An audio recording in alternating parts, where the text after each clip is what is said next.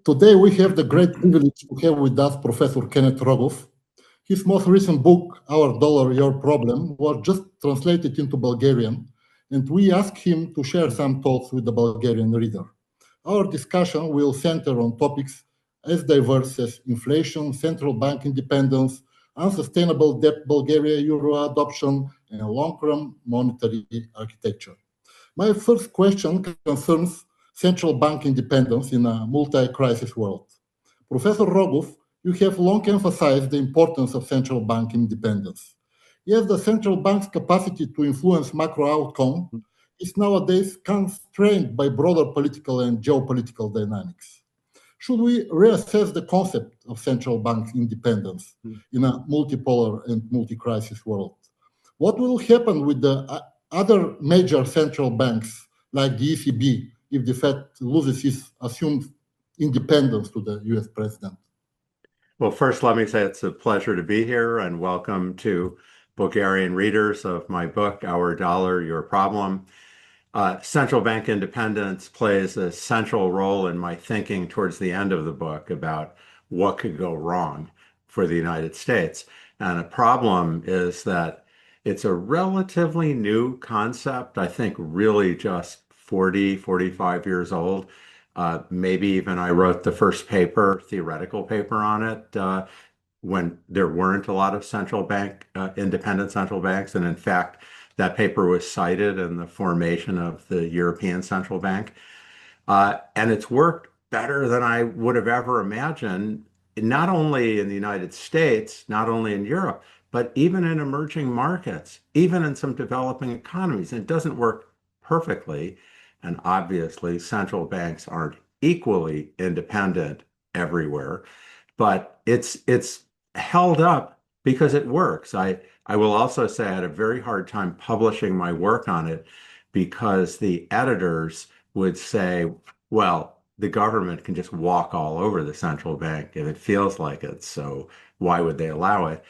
And I think it's one of those things that works. And I'll say, even Donald Trump, who has thrown all institutions out the window, national, international, in pursuit of what he believes will make America great. When it came to choosing a Federal Reserve chair, a new Federal Reserve chair, just a few days after we were speaking, he chose Kevin Warsh, who is not MAGA. He's the first major appointment that Trump has made that's not MAGA. Even Donald Trump recognizes some independence is important. We'll see how much it gets. There's tremendous political pressures. And of course, in a war, you surrender central bank independence. You just do whatever you need to support the war. The problem is that governments will consider their reelection a war. Everything is a war, and put pressures on central banks. And I think you're right, Dimitar, I hope I'm saying your name right. You're right that it's a challenge going forward in this more multipolar, more fractured world where there's stresses on governments, for example, in Europe, spending money on the military, among other things. So we shall see. The European Central Bank is more constitutionally independent than the Fed. It's actually in its charter. The Fed, U.S. Federal Reserve, is not in the Constitution. Its independence is a convention. So I think the European Central Bank, although sometimes its independence is viewed as a handicap because politicians would like to tell it what to do, I think in this fractured, multipolar, world, balkanized world, if I do say so here, I think it's going to be an advantage. Thank you, Professor. My second question now is about inflation dynamics and systemic debt influences. Would you agree, in general, that the inflation surge in 2021-2022, while driven in part by identifiable shocks like the COVID pandemics and the war in Ukraine, also reflected deeper systemic pressures from very high private and public debt levels? I fully agree. I don't think there's any question about it. It's difficult to sort out definitively what happened. When we want to do a statistical test, you want to see 100 outcomes and see what happens. The pandemic came once. And so we can look at different countries, we can write models, but I don't think there's definitive agreement. In fact, Ben Bernanke and Olivier Blanchard, two very respected economists, came to the conclusion that it wasn't the central bank's fault. I heartily disagree. I just say that they concluded that it was temporary supply constraints. The things weren't working. Everybody knows that. Sure, that made the price of bread go through the ceiling. But if the central bank didn't print money to accommodate that, it would have come back down. It didn't. Inflation stopped, slowed, didn't stop, but prices didn't come down. I think it's very clear that central banks accommodated. And directly to your question about high interest rates or interest rates, the governments of the world were spending like it's going out of style. I agreed with a lot of what they did, just to be clear. And debt went up, interest payments went way up. And that's when there are the most pressures from the government on the central bank, because the government owes a lot. The interest rate it pays depends on what interest rates the central bank sets. And there are a lot of pressures. And I don't think there's any question that governments found it very convenient that inflation helped bring down the real cost of paying these debts. Yes, the question remains, how sustainable is this? When comparing the ratio of bank assets to GDP, it is roughly 80% in the United States and 250% in Germany. How do these structural differences influence risk-taking, regulation, or even growth trends in those respective economies? Do you see the amount of debt accumulated by the Eurozone members sustainable for their long-term development? Well, your question addressed private debt, and you have to, the listener should know that the US and Europe have very different financial systems. The United States has much more bond debt. So in other words, Disney goes to the markets and borrows directly from you. It doesn't go via a bank, which is more common in the European system. In fact, I would say the single most urgent thing that European authorities need to deal with soon is having a unified bankruptcy law that would allow companies to issue debt over all of Europe. And I think that would help startups, it would help tech. That's part of the reason for that difference. If we look at government debt in Europe, it's clearly weighs on growth. It is amazing to me that progressives wanted to debate that point 15 years ago. Paul Krugman said, it almost doesn't matter how much debt you owe. You just borrow more if you need to. He argued that again and again, and frankly, so did Olivier Blanchard, Larry Summers, and not to mention a lot of hard left progressives, which they are not. The problem is they thought interest rates would be low forever, because after a financial crisis, not surprisingly, the real inflation adjusted interest rates were zero, negative. So if your interest rate's nothing, why not borrow more? Well, the problem is if you look at history, and a lot of my academic work looks at financial history, they've been low in the past. They've been high in the past. They're low until they're not. And guess what? They're not now. Interest rates have gone up. Debt's become much more painful. And so the problem Europe faces is it has a war right now on its borders and needs to build up military spending. It does not produce enough electricity to compete in AI. Europe needs probably to double, triple its electricity production. it's going to need some government spending involved in this. In other words, if you have a lot of debt, it's harder to do this. If you just borrow more, a la Krugman, the interest rates go up, and then your interest payments go way up. The rates go up, and your debt goes up. So Europe is in a difficult situation that's facing many, many challenges, political, economic. It probably does need to borrow more right now. But I think if you look in some countries at the size of the welfare state, France obviously being at, the outer envelope of this, it's a problem because there are other things that the government needs to do. Europe faces a watershed moment right now. It's facing problems from the East, it's facing problems from the West, it's facing competition from AI, and Europe has tremendous strengths, but it needs to confront these problems. It would be easier if it didn't have so much debt. Yes, in Bulgaria, right now, Bulgaria enters in the Eurozone. Congratulations. Yes, thank you.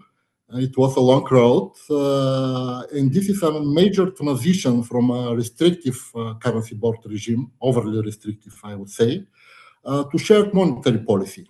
Some people in this country, they fear that they will be drowned in debt, and others anticipate growth in their real income. What kind of forecast or policy guidance would you offer Bulgaria during this transition? Are there any safeguards you'd recommend to prevent overheating or instability? I think one thing that can happen when you enter the euro, as Bulgaria has just done, is investors can get very, very enthusiastic. That's good. It feels great to have a lot of funds flow into the country. Interest rates will come down, borrowing will be easier, and not just for the government, but for the private sector. And I think it's important to be alert to not allowing this to happen in too much of a rush. It's a good thing, but too much of a good thing can lead to overheating. And of course, in the worst case, you can have a debt crisis the way that Europe had in the 2010s. Great. Thank you so much. Now my last question goes to the long-run global currency architecture and the future of the dollar. Your recent work recognized the vulnerabilities of the global currency regime anchored by the US dollar. Given shifts in global trade, in finance and technology, do you foresee a reconfiguration of the world monetary order in the latter half of the 21st century? Is the alternative to continued dollar dominance likely to be block-based arrangements, some new digital monetary standard, or simply this is a road to international monetary chaos, replacing the dollar? Well, thank you for that question. So the US dollar has been the dominant currency clearly since World War II, and there was a transition between World War I and World War II where the pound and the dollar cohabited the dominant currency status. And if you go back to past dominant currencies from the Spanish pieces of 8 to the Dutch florin, British pound, and you can go back a little further than that, they tend to be on top for a long time, maybe a century, but then there's a transition that itself can last half a century. I think we're probably entering such a transition, and there are two reasons. One is that the dollar is very dependent on Asia for its dominance. Half the dollar block, 50%, is Asia, and China's a big part of that. If you say, well, that'll never go away, Europe was most of the dollar block in 1970 when the US completely went off the gold standard, and now it's on the euro. It's not there, and the euro is certainly the number 2 now. And China has very strong incentives to retreat from the dollar block, to gain independence. They're are many steps to this, one of which is developing its own way of conducting international transactions. By the way, the Europeans are going crazy over this issue right now because as cash is going out of style, MasterCard and Visa are becoming more important. They're American, and Europe doesn't want it. Europe shouldn't want it, and they're going to think of something to reduce that dominance. And the same thing's going on in China, only more, because obviously there are frictions between the United States and China, potentially over Taiwan, that could be very, very significant. And so the US is going to lose something from that. The United States, we have sanctions on 20 countries right now. Nobody wants to have to rely on that. So I think that pushes the world towards a more independent system, even though, of course, if it was just efficiency, well, you should have one currency, you should have one language, but it's not all just about efficiency. The other reasons the dollar won't stay as dominant is problems within the United States, just as the fall of Rome came from problems within. And we've discussed them already. Central bank independence. Everyone's looking at President Trump, who would like to have it called the Trump Federal Reserve or something like that. But he's not alone. The left, the progressives, they hate central bank independence. I discuss it a lot in my book, and progressives are just starting to discover that, and they're not happy that I say that, but it's true. They don't even like banks. And so you've got Donald Trump now, but people should realize that the next president in 3 years could be like Zohan Mamdani, the New York mayor, the radical left. He actually can't run for president, but he's where the energy in the Democratic Party is. And don't think you're going to get central bank independence then.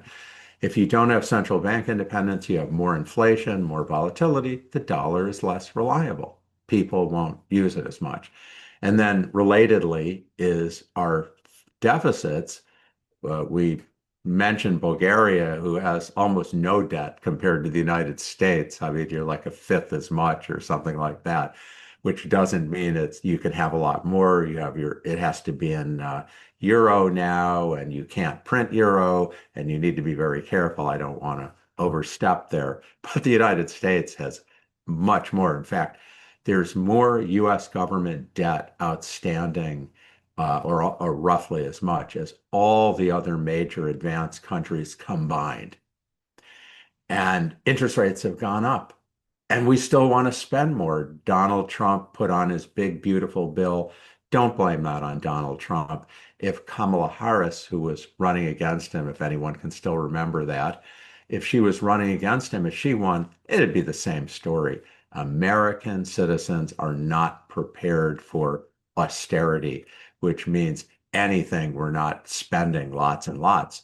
So that's a risk also.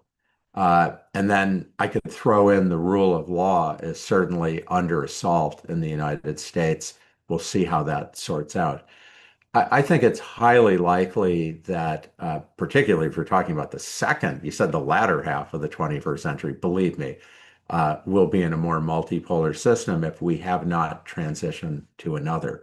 Let me lastly say the euro can play a role in this because Europe has really strong institutions still. I think that's one of the great things of Bulgaria entering the Eurozone is it really puts pressure to up your game on institutions. That, at the end of the day, is the key to long-run growth. The United States, the institutions under assault. And yes, I apologize, I forgot, you asked about digital currencies. I think that's very important, but probably more government-based digital currencies. New technologies provide ways for Europe and China to bypass legacy transaction systems that the dollar depends on and create new, faster, more efficient, safer systems. And I think they'll be important. Private digital currencies will play a role in the underground economy, illegal activity, illicit transactions, which is very large part of the world I know you're familiar with this in Bulgaria. It's in Germany. It's in France. It's mostly people don't want to pay taxes. I mean, that's a large part of it. I discuss this at length in my book, and I'll say I have a wonderful Bulgarian colleague who's a great specialist in this, Stephanie Stancheva. She's French-Bulgarian. She won the prize for top economist under 40 this year. She's done work on the topic of the shadow economy, and she saw the statistics in my book, and it said for Bulgaria was just a little bit above the European average at 20%. 90%. What? 19%, I agree. Yeah, 19%. And she said, there's no way that can be right. It's got to be bigger. I've been in Bulgaria. She was being sarcastic. I've been in Bulgaria a lot. It seems bigger, but it's a big thing. And digital currencies can compete there indefinitely. The government doesn't control this area. And that's part of the dollar's dominance. That's 20% of the global economy. It's a big piece of dollar dominance. So I expect digital currencies to play a role, and therefore Bitcoin's value is not zero. It's always there. Right now, stable coins are used more. They're going to be regulated. I think Bitcoin's value is not zero. It's probably not $100,000 either, but it's not going to go away. There are many competitors to the dollar. And just lastly, again, you said a more chaotic system. Yes, it's going to be a more chaotic system with this competition. But on the other hand, I think a lot of regions of the world don't want to leave themselves prey to the United States. They don't trust the United States. They're watching what Donald Trump is doing. And by the way, some future left-leaning president might do. And they want to protect themselves. I think that's natural and understandable. To sum up our interview, very shortly, what single policy insight would you offer to policymakers navigating climate goals, inflation, and financial stability in a changing global order? That macroeconomic stability is important outside wars. And there are certain fundamentals that have worked in the past. They'll probably work in the future. And we needn't forget about them. They include central bank independence. There's nothing wrong with having debt. There's nothing wrong with having a lot of debt, but some sort of thoughtful fiscal policy is important.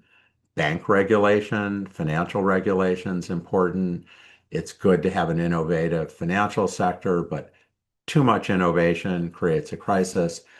But I think, these are helpful guideposts, but there are so many questions the world is facing: artificial intelligence, climate change, potentially more war, and macroeconomic policies not going to solve these, but it's an important tool in dealing with them.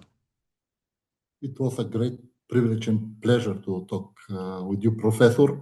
I am certain that Bulgarians will love your well-thought and deep-going book. Thank you so much for this conversation. Thank you for having me, and I look forward to visiting soon.